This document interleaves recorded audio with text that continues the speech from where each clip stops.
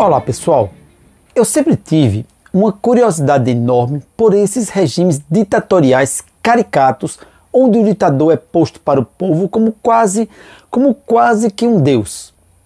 Até hoje, por exemplo, a Coreia do Norte atrai a minha curiosidade por ser um regime ridiculamente perigoso que faz lavagem cerebral no seu povo e coloca seu adorado fundador, Kim Il-sung, como um ser superior a todos os demais mortais. A bem da verdade, nos regimes comunistas, essa substituição divina surge de maneira ainda mais forte, porque esses regimes, via de regra, eles proíbem ou ao menos dificultam muito os cultos religiosos. Então o ditador, de certa forma, ele supre a carência de Deus por parte da população. Na minha adolescência, eu tinha uma grande curiosidade pelo regime comunista da Romênia, com o seu ditador para lá de caricato e de cara engraçada. Nicolae Ceausescu foi um bom exemplo desses ditadores paranoicos que vomitavam na população um culto à sua imagem.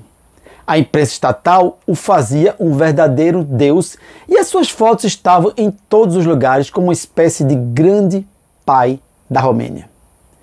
Era uma vida de riqueza, de extrema riqueza dele, da sua família, e de ostentação.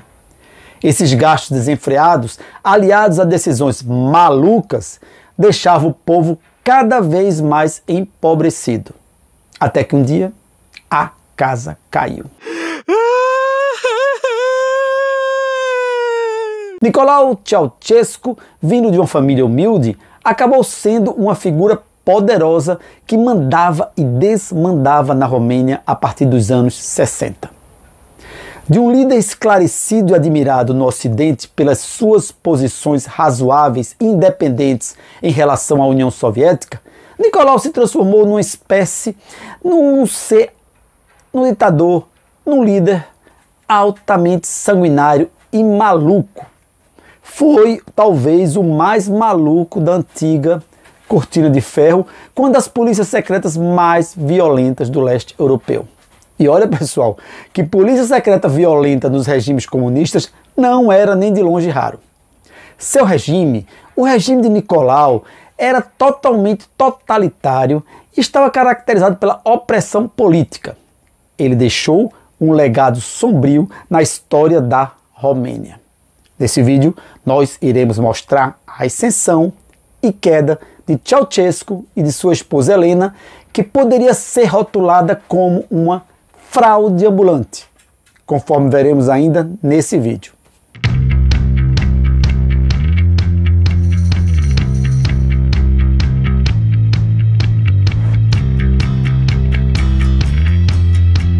Nicolae Ceausescu nasceu em 26 de janeiro de 1918, na pequena aldeia agrícola de Skorniceste, filho de pais pobres. Tinha 8 irmãos. Na sua infância, destacou-se na pequena escola pelas suas boas notas. Logo cedo, começou a trabalhar como aprendiz de sapateiro na oficina de Alexandru Sandulescu, que o convenceu a se aproximar do Partido Comunista Romeno. Passou depois a trabalhar numa fábrica de sapatos, que foi onde conheceu Helena, que viria a ser a sua companheira até o fim da vida. Helena só tinha estudado até a 4ª série, mas, no auge do poder do marido, fazia-se passar por uma brilhante química de renome mundial. Cientistas escreviam artigos e livros que ela assinava. Ela conseguiu enganar a todos, inclusive ocidentais. A título de exemplo, Helena foi congratulada com a Ordem do Mérito da República Italiana. Ceausescu foi membro do movimento juvenil comunista romeno. Ele foi preso em 1939 e condenado por conspiração contra a ordem social, passando todo o período da guerra em prisões e campos de internamento.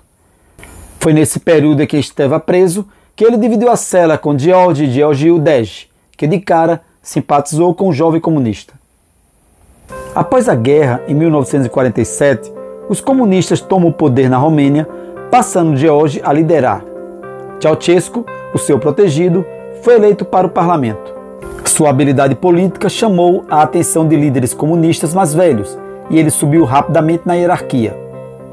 Chegou, em 1949, ao cargo de vice-ministro das Forças Armadas, mesmo sem ter formação militar. Em 1965, falece George, tendo Ceausescu sido eleito secretário-geral. Em 1967, acumulou o cargo de presidente do Conselho de Estado. O poder estava totalmente nas suas mãos.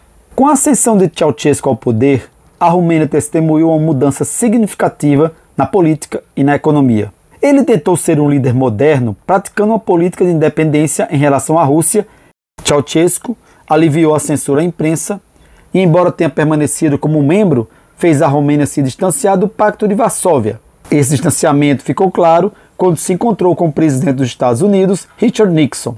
Toda a linha de ação dele visava transformar a Romênia em uma potência mundial. Para tanto, ingressou no Fundo Monetário Internacional, começou um forte programa de industrialização, criou inúmeras universidades e manteve relações ao mesmo tempo com Israel e com a OLP. Ceausescu queria surgir como líder mundial capaz de dialogar com todos. A qualidade de vida dos romenos nesses primeiros anos, ela melhorou muito. Como entendia que a população do país era pequena para os seus planos, Ceausescu simplesmente ele proibiu o aborto e a contracepção. Introduziu ele uma das leis anti-abortos mais severas do mundo. Tal política realmente fez a população romana crescer. Em 1968, Ceausescu não apenas se recusou a participar da invasão da Tchecoslováquia, como a condenou abertamente, o que aumentou ainda mais a sua popularidade no Ocidente. Ceausescu, inspirado em Kim Il-sung, líder da Coreia do Norte e avô do atual ditador, começou um culto à sua imagem e, pouco a pouco, a sua postura reformista foi dando lugar a de uma liderança autoritária, quase messiânica. Ele gostava de ser chamado de o chefe. Seu retrato era onipresente em prédios e espaços públicos, e ele foi reverenciado em discursos oficiais como o gênio dos Cárpatos e o conquistador do Danúbio. A repressão política se intensificou com a censura à mídia, a perseguição a dissidentes e a supressão de quaisquer vozes discordantes. A polícia secreta de Ceausescu, a terrível Securitate, agia de maneira cruel e era responsável pela vigilância em massa e repressão política, abusando dos direitos humanos. Diversos erros na economia e gastos absurdos com obras desnecessárias, como foi o caso do suntuoso Palácio do Parlamento, causaram uma queda no padrão de vida da população, o que contrastava com a riqueza dos Ceausescu. Além do mais, os cargos públicos ou eram ocupados por parentes do ditador ou por aliados. Não havia nenhuma preocupação com a competência dos gestores. Eles eram, muitos deles, ou ao menos boa parte, extremamente corruptos, como normalmente ocorre nesses regimes ditatoriais. O país se endividou e era incapaz de pagar os seus débitos e, ao mesmo tempo, manter o seu padrão de vida. Nos anos 80, ano após ano, o descontentamento da população crescia. Esse descontentamento atingiu seu ápice no final de 1989 com a revolta de Timisoara. Essa rebelião ela foi combatida pelo general Victor Stanculescu de maneira truculenta. Ele ordenou que as forças militares e a Securitate disparassem contra os protestantes, o que acabou matando centenas de pessoas. As revoltas então se espalharam pelo país. Ceausescu tentou uma cartada perigosa. Ele marcou um comício na praça principal de Bucareste para 80 mil pessoas.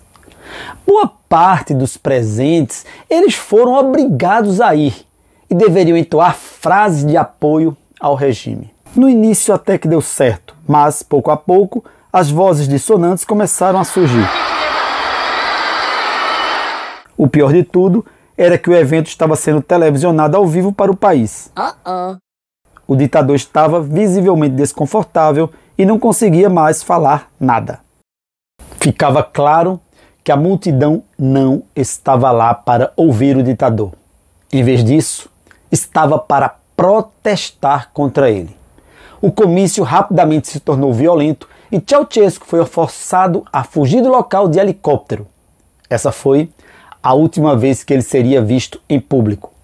A rebelião ela alastrou-se pelo país e em 22 de dezembro as forças armadas se aliaram aos revolucionários.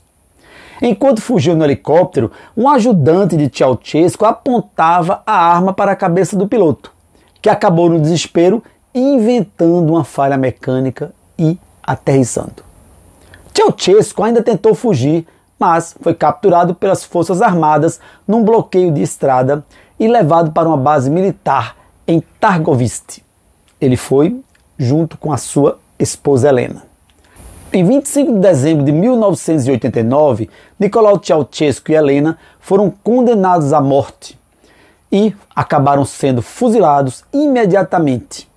Foi assim que se acabou do regime sanguinário de 25 anos. Nicolau Ceausescu governou a Romênia de maneira truculenta e ditatorial. O seu regime reprimiu uma sociedade, deixando muitos, mas muitos mortos. Ele impôs um regime totalitário que reprimiu a sociedade, enfraqueceu a economia e deixou um rastro de sofrimento humano. A sua queda, ela serve como um alerta em relação aos perigos do poder concentrado nas mãos de um único líder sem nenhum contraponto.